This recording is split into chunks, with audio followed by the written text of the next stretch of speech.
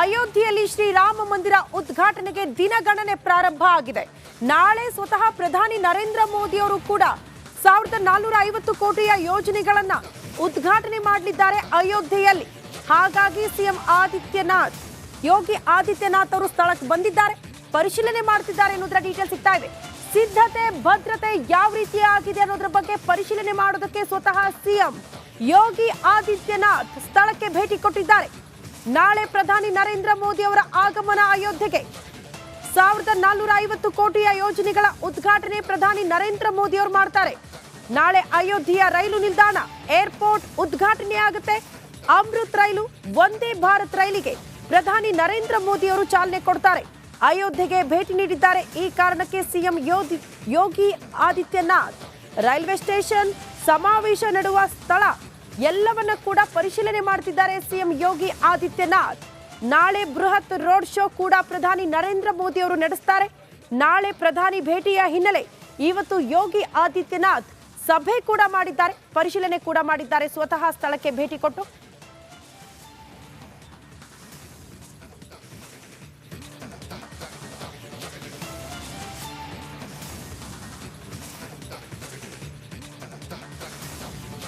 ಈ ಬಗ್ಗೆ ಮತ್ತಷ್ಟು ಡೀಟೇಲ್ಸ್ ಅನ್ನ ಕೊಡ್ತಾ ಹೋಗ್ತಾರೆ ರಾಮನೂರಿನಲ್ಲೇ ನಮ್ಮ ಪ್ರತಿನಿಧಿ ಸ್ಮಿತಾ ರಂಗನಾಥ್ ಇದ್ದಾರೆ. ಅಲ್ಲಿನ ಸಿದ್ಧತೆಯ ಬಗ್ಗೆ ಎಲ್ಲದರ ಬಗ್ಗೆ ಮಾಹಿತಿ ಕೊಡ್ತಾ ಇದ್ರು.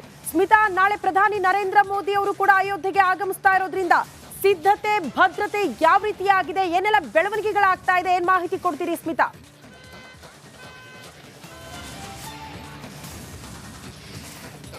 ನಾವೀಗ ಶ್ರುತಿ ಲತಾ ಮಂಗೇಶ್ಕರ್ ಚೌರಾಹ ಅಥವಾ ಲತಾ ಮಂಗೇಶ್ಕರ್ ಸರ್ಕಲ್ನಲ್ಲಿದ್ದೀವಿ. ಇದು ಈ ಅಯೋಧ್ಯೆ ರಾಮ ಜನ್ಮಭೂಮಿಯ ನೂತನ ಮಂದಿರಕ್ಕೆ ಕನೆಕ್ಟ್ ಮಾಡುವಂತಹ ಅತ್ಯಂತ ಮುಖ್ಯ ಮಾರ್ಗ.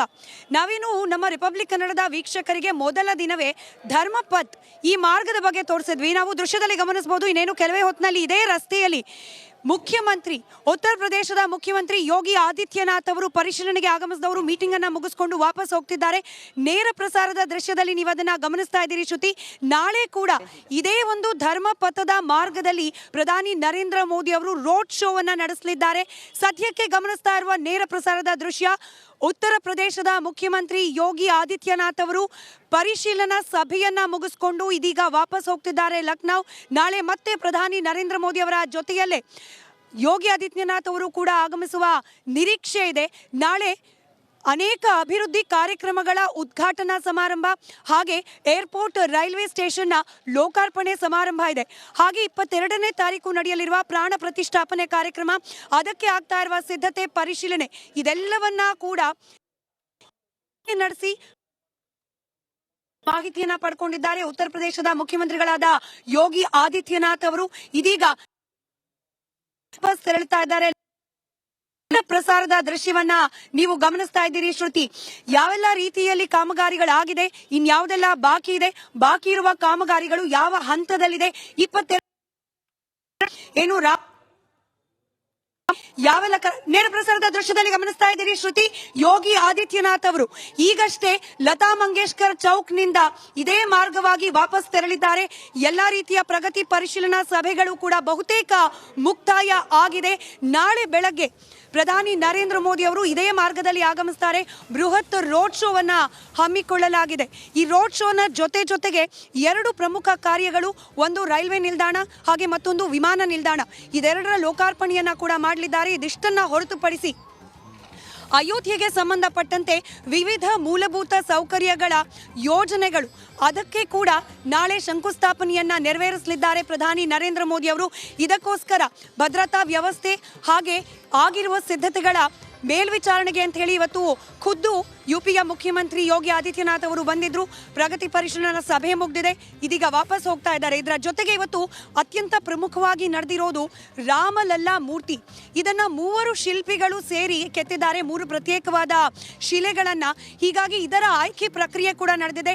ಸೆಲೆಕ್ಷನ್ ಕಮಿಟಿಯಿಂದ ವೋಟಿಂಗ್ ಪ್ರಕ್ರಿಯೆಯನ್ನ ನೆರವೇರಿಸಲಾಗಿದೆ. ಈ ವೋಟಿಂಗ್ ಪ್ರಕ್ರಿಯೆ ಬಹುತೇಕ ಅಂತಿಮ ಘಟ್ಟಕ್ಕೆ ತಲುಪಿದ್ದು, ಯಾರ ಮೂರ್ತಿ ಅಂದ್ರೆ ಯಾವ ಶಿಲ್ಪಿ ಕೆತ್ತಿರುವಂತಹ ಮೂರ್ತಿ ಅತ್ಯಂತ ದೈವಿಕ ಕಳೆ ಹೊಂದಿದೆಯೋ, ಹಾಗೆ 5 ವರ್ಷದ ರಾಮನ ಸ್ವರೂಪವನ್ನ ಹೋಲುವಂತಹ ಮೂರ್ತಿ ಕೆತ್ತನೆ ಆಗಿದ್ದು, ಅದಕ್ಕೆ ವೋಟಿಂಗ್ ಪ್ರಕ್ರಿಯೆ ಆಗಿದೆ. ಯಾರ ಶಿಲ್ಪಿ ಕೆತ್ತನೆ ಮಾಡಿರುವ ಮೂರ್ತಿ ಆಯ್ಕೆಯಾಗಿದೆ ಅನ್ನೋದು ಇನ್ನೇನು ಕೆಲವೇ ಹೊತ್ತಿನಲ್ಲಿ ನಮಗೆ ಮಾಹಿತಿ ಲಭ್ಯ ಆಗೋ ಸಾಧ್ಯತೆ ಇದೆ.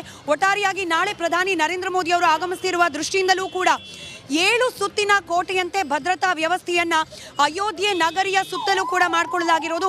ಇದಕ್ಕೆ ಕೇವಲ ಅಯೋಧ್ಯೆ ಮಾತ್ರ ಅಲ್ಲ, ಉತ್ತರ ಪ್ರದೇಶದ ಬೇರೆ ಬೇರೆ ಭಾಗದಿಂದ ಕೂಡ ಪೊಲೀಸರನ್ನ ಕರೆಸಲಾಗಿದೆ. ಭದ್ರತಾ ದೃಷ್ಟಿಯಿಂದ ಉತ್ತರ ಪ್ರದೇಶದಾದ್ಯಂತದಿಂದ ಪೊಲೀಸ್ ದಳವನ್ನ ಇಲ್ಲಿ ಕರೆಸಿ 7 ಸುತ್ತಿನ ಕೋಟೆ, ಅಕ್ಷರಶಃ 7 ಸುತ್ತಿನ ಕೋಟೆಯನ್ನ ನಿರ್ಮಾಣ ಮಾಡಲಾಗಿದೆ.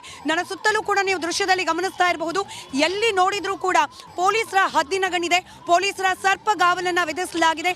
ಯಾವುದೇ ಕಾರಣಕ್ಕೂ ಅಹಿತಕರ ಘಟನೆಗಳು ಪ್ರಧಾನಿ ನರೇಂದ್ರ ಮೋದಿ ಅವರ ರೋಡ್ ಶೋ ಸಂದರ್ಭದಲ್ಲಿ ಆಗಬಾರ್ದು ಅನ್ನೋ ಕಾರಣಕ್ಕೆ ಹೆಚ್ಚಿನ ಪೊಲೀಸ್ ಬಂದೋಬಸ್ತನ್ನ ನಿಯೋಜನೆ ಮಾಡಲಾಗಿದೆ. ಶ್ರುತಿ, ಸ್ಮಿತಾ, ಎಕ್ಸಾಕ್ಟ್ಲಿ ಈಗ ಅಯೋಧ್ಯೆಯಲ್ಲಿ ಶ್ರೀರಾಮ ಮಂದಿರ ಆಗಲೇಬೇಕು ಅಂತ ಹೋರಾಟ ಮಾಡಿದವರು ಸಾರ್ವಜನಿಕರು, ಅಂದ್ರೆ ಜನಸಾಮಾನ್ಯರು. ಆದ್ರೆ ಅಯೋಧ್ಯೆಯಲ್ಲಿ ಅಭಿವೃದ್ಧಿ ಕಾರ್ಯಗಳಾಗಬೇಕು ಅಂದ್ರೆ ಸ್ವತಃ ಪ್ರಧಾನಿ ನರೇಂದ್ರ ಮೋದಿ ಅವರಿಂದಲೇ ಸಾಧ್ಯ ಆಯ್ತು ಇಷ್ಟೆಲ್ಲ ಅಭಿವೃದ್ಧಿ ಮಾಡೋದಕ್ಕೆ ಅನ್ನುವಂತ ಮಾತುಗಳು ಕೇಳೋದಕ್ಕೆ ಸಿಗ್ತಾ ಇದೆ. ಕಾರಣ ರೈಲ್ವೆ ಸ್ಟೇಷನ್ ಇನ್ನಷ್ಟು ವಿಸ್ತಾರ ಆಗಿರೋದು, ಅಭಿವೃದ್ಧಿ ಆಗಿರೋದು, ಹೆಸರು ಬದಲಾವಣೆ ಆಗಿರೋದು, ಏರ್ಪೋರ್ಟ್ ಆಗಿರೋದು, ಪುಣ್ಯ ಕ್ಷೇತ್ರಗಳಿಗೆ ಬರುವಂತ ಯಾವೊಬ್ಬ ಭಕ್ತಾದಿಯೂ ಕೂಡ ಪರದಾಡಬಾರ್ದು ಅನ್ನೋ ಕಾರಣಕ್ಕೆ ಅಭಿವೃದ್ಧಿ ಕಾರ್ಯಗಳು ಆ ಭಾಗದಲ್ಲಿ ಆಗಿರೋದ್ರಿಂದ ಸ್ವತಃ ಪ್ರಧಾನಿ ನರೇಂದ್ರ ಮೋದಿ ಅವರಿಂದಲೇ ಸಾಧ್ಯ ಆಯ್ತು ಅನ್ನುವಂತ ಮಾತುಗಳು. ಏನ್ ಹೇಳ್ತೀರಿ ಸ್ಮಿತಾ? ನಿಜ ಶ್ರುತಿ, ಇಲ್ಲಿ ಪ್ರಮುಖವಾಗಿ ದೇವಸ್ಥಾನ ಅಂದ್ರೆ ಮಂದಿರ ನಿರ್ಮಾಣ ಕಾರ್ಯ ಏನಾಗ್ತಾ ಇದೆ, ಅದಕ್ಕೆ ಉತ್ತರ ಪ್ರದೇಶ ಸರ್ಕಾರದಿಂದ ಯಾವುದೇ ಅಥವಾ ಕೇಂದ್ರ ಸರ್ಕಾರದಿಂದ ಯಾವುದೇ ರೀತಿಯ ಹಣ ಸಹಾಯವನ್ನ ಪಡೆದಿಲ್ಲ. ಸಂಪೂರ್ಣವಾಗಿ ರಾಮ ಜನ್ಮಭೂಮಿ ಟ್ರಸ್ಟ್ನಿಂದಲೇ ಆ ಮಂದಿರ ನಿರ್ಮಾಣ ಕಾರ್ಯ ಮಾಡಲಾಗ್ತಾ ಇರೋದು. ಆದರೆ ಅದನ್ನು ಹೊರತುಪಡಿಸಿ ಮಂದಿರ ನಿರ್ಮಾಣದ ಕಾರ್ಯವನ್ನ ಹೊರತುಪಡಿಸಿ ಅಯೋಧ್ಯೆ ನಗರಿಯನ್ನ ಬಹಳ ವರ್ಷಗಳಿಂದ ಬಲ್ಲವರು, ಬಹಳ ವರ್ಷಗಳಿಂದ ನೋಡ್ತಿರುವ ಪ್ರತಿಯೊಬ್ಬರೂ ಕೂಡ ಹೇಳ್ತಿರೋದು ಇದೇ ಮಾತು. ಕೇವಲ 6 ತಿಂಗಳ ಹಿಂದೆ ಅಯೋಧ್ಯೆಯನ್ನ ಗಮನಿಸಿದ್ರೆ, ನೀವು ಈ ರಸ್ತೆಯನ್ನು ಈಗ ದೃಶ್ಯದಲ್ಲಿ ಗಮನಿಸ್ತಾ ಇದ್ದೀರಿ ಶ್ರುತಿ, ಹಾಗೆ ನಮ್ಮ ರಿಪಬ್ಲಿಕ್ ಕನ್ನಡದ ವೀಕ್ಷಕರು ಗಮನಿಸ್ತಾ ಇದ್ದಾರೆ. ಕೇವಲ 100 ಅಡಿಯ ರಸ್ತೆಯಾಗಿತ್ತು ಇದು.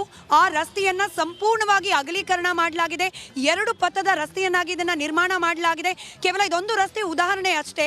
ಹೀಗೆ ಅಯೋಧ್ಯೆಯ ಆಲ್ಮೋಸ್ಟ್ ಎಲ್ಲ ಪ್ರಮುಖ ರಸ್ತೆಗಳು ಹಾಗೆ ಇಲ್ಲಿರುವ ಮೂಲಭೂತ ಸೌಕರ್ಯ ವ್ಯವಸ್ಥೆಗಳಿಗೆ ಸಂಬಂಧಪಟ್ಟಂತೆ ಆಗ್ತಾ ಇರುವ ಅಭಿವೃದ್ಧಿ ಕಾರ್ಯಗಳು, ಅದು ಕುಡಿಯೋ ನೀರಾಗಿರಬಹುದು ಅಥವಾ ಪ್ರವಾಸಿಗರಿಗೆ ತಂಗಲಿಕ್ಕೆ ವಸತಿ ಗೃಹಗಳಾಗಿರಬಹುದು, ಶೌಚಾಲಯದ ವ್ಯವಸ್ಥೆ ಆಗಿರಬಹುದು, ಅಥವಾ ಇಲ್ಲಿನ ಪ್ರತಿಯೊಂದು ಮೂಲಭೂತ ಸೌಕರ್ಯ ಅಭಿವೃದ್ಧಿ ಕಾರ್ಯಗಳು ಕೂಡ ಇಲ್ಲಿನ ರಾಜ್ಯ ಸರ್ಕಾರ ಹಾಗೆ ಕೇಂದ್ರ ಸರ್ಕಾರದ ಸಹಯೋಗದಲ್ಲಿ ಆಗ್ತಾ ಇದೆ. ಹೀಗಾಗಿ ಇಲ್ಲಿ ಯಾರನ್ನೇ ಕೇಳಿದ್ರು ಕೂಡ ಮೋದಿ ಹೇ ತೋ ಮುನ್ಕಿನ್ ಹೇ ಅಂತ ಹೇಳ್ತಾರೆ, ಯೋಗಿ ಕಾ ರಾಜ್ಯ ಹೇ, ಯೋಗಿ ಕಾ ಸರ್ಕಾರ ಹೇ ಅಂತ ಹೇಳ್ತಾರೆ. ಹೀಗಾಗಿ ಪೂರ್ತಿ ಕ್ರೆಡಿಟ್ ಮೋದಿ ಹಾಗೆ ಯೋಗಿ ಕಾಂಬಿನೇಷನ್ಗೂ ಕೂಡ ಸಿಗ್ತಾ ಇದೆ. ಅದರ ಜೊತೆಗೆ ಮಂದಿರ ನಿರ್ಮಾಣದ ಕಾರ್ಯವನ್ನ ಟೆಂಪಲ್ ಟ್ರಸ್ಟ್ ಏನಿದೆ, ರಾಮ ಮಂದಿರ ನಿರ್ಮಾಣ ಮಾಡುವ ಜವಾಬ್ದಾರಿಯನ್ನು ಹೊತ್ತಿರುವ ಟ್ರಸ್ಟ್ ಏನಿದೆ, ಆ ಟ್ರಸ್ಟ್ನ ಮೂಲಕ ಮಾಡಲಾಗ್ತಾ ಇದೆ. ಒಟ್ಟಾರೆಯಾಗಿ ಇಡೀ ಅಯೋಧ್ಯೆ ಪುನರ್ ನಿರ್ಮಾಣ ಆಗ್ತಾ ಇದೆ, ಹೊಸ ಕಳೆಯನ್ನ ಪಡೆದುಕೊಳ್ತಾ ಇದೆ, ಸಂಪೂರ್ಣ ಅಭಿವೃದ್ಧಿಯನ್ನ ಕಾಣ್ತಾ ಇದೆ. ಶ್ರುತಿ, ಓಕೆ ಸ್ಮಿತಾ, ತುಂಬಾ ಹೊತ್ತು ಹೋಲ್ಡ್ ಮಾಡೋಕ್ಕಾಗಲ್ಲ, ಆದ್ರೂ ಕೊನೆಯದಾಗಿ ಒಂದು ಪ್ರಶ್ನೆ ಕೇಳ್ತೀನಿ. ಕಾರಣ ಅಯೋಧ್ಯೆಯ ಸುತ್ತಮುತ್ತ ಇರುವ ಸ್ಥಳಗಳ ಬಗ್ಗೆ, ವಿಶೇಷತೆ ಬಗ್ಗೆ ತಾವು ಮಾಹಿತಿ ಕೊಡ್ತಾ ಇದ್ದೀರಿ, ಎಕ್ಸ್ಪ್ಲೇನ್ ಮಾಡ್ತಿದ್ದೀರಿ ಕನ್ನಡಿಗರಿಗಾಗಿ. ಬಟ್ ಕೊನೆಯದಾಗಿ ಯಾವ ರೀತಿಯ ಸಂಭ್ರಮ ಮನೆ ಮಾಡಿದೆ? ಕಾರಣ ಕೌಂಟ್ ಡೌನ್ ಸ್ಟಾರ್ಟ್ ಆಗಿದೆ ರಾಮ ಮಂದಿರ ಉದ್ಘಾಟನೆಗೆ. ಕೊನೆಯದಾಗಿ ವೀಕ್ಷಕರಿಗೆ ಏನ್ ಹೇಳಕ್ ಇಷ್ಟಪಡ್ತೀರಿ ಇಲ್ಲಿನ ಸಂಭ್ರಮದ ಬಗ್ಗೆ, ಸಿದ್ಧತೆಯ ಬಗ್ಗೆ?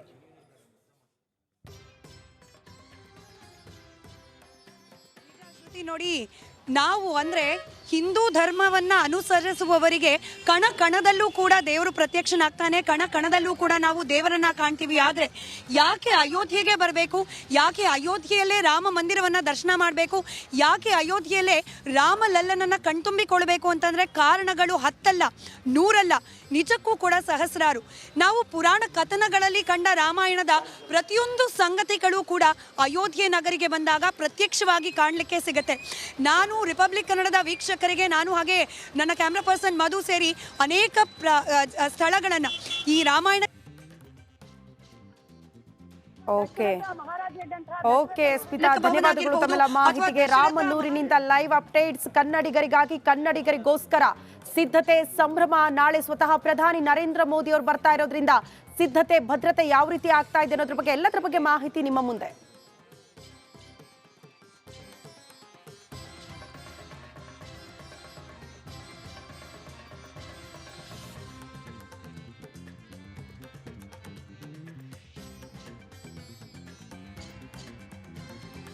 ಸಿಎಂ ಯೋಗಿ ಆದಿತ್ಯನಾಥ್ ಇಷ್ಟೊತ್ತು ನಾಳೆ ಪ್ರಧಾನಿ ನರೇಂದ್ರ ಮೋದಿ ಅವರು ಹಲವು ಅಭಿವೃದ್ಧಿ ಕಾರ್ಯಗಳಿಗೆ ಚಾಲನೆ ಕೊಡ್ತಾ ಇರೋದ್ರಿಂದ ಯಾವ ರೀತಿಯ ಸಿದ್ಧತೆ ಆಗಿದೆ, ಕೊನೆ ಕ್ಷಣದ ಸಿದ್ಧತೆಗಳ ಬಗ್ಗೆ ಪರಿಶೀಲನೆ ಮಾಡಿದ್ದಾರೆ ಸ್ವತಃ ಸಿಎಂ ಯೋಗಿ ಆದಿತ್ಯನಾಥ್. ಸಭೆಗಳು ಕೂಡ ಆಯಿತು. ಸಭೆಯ ಮುಕ್ತಾಯ ಆದ ಬಳಿಕ ಸಿಎಂ ಯೋಗಿ ಆದಿತ್ಯನಾಥ್ ಅಲ್ಲಿಂದ ಹೊರಟಿರುವಂತಹ ದೃಶ್ಯವನ್ನ ಕೂಡ ಲೈವ್ ಅಲ್ಲೇ ನಿಮಗೆ ತೋರಿಸುವಂತಹ ಪ್ರಯತ್ನವನ್ನ ನಮ್ಮ ಪ್ರತಿನಿಧಿ ಸ್ಮಿತಾ ಮಾಡ್ತಾ ಇದ್ರು. ನಾಳೆ ಪ್ರಧಾನಿ ನರೇಂದ್ರ ಮೋದಿ ಅವರ ಆಗಮನ ಅಯೋಧ್ಯೆಗೆ 1450 ಕೋಟಿ ವೆಚ್ಚದ ಅಭಿವೃದ್ಧಿ ಕಾರ್ಯಗಳಿಗೆ ನಾಳೆ ಚಾಲನೆ ಕೊಡ್ತಾರೆ.